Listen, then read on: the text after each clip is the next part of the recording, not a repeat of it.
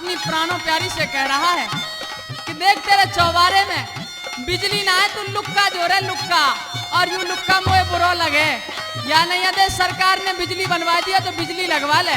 क्या कह रहा है? क्या कह रहा है? बिजली ले ले तू चौबारे में लाल घाघरे बारी, बिजली ले ले तू चौबारे में लाल घाघरे बारी, लाल घाघरे बारी, अरे रे लाल घाघरे बारी, बिजली ले ले तू चौबारे में लाल घाघरे बारी।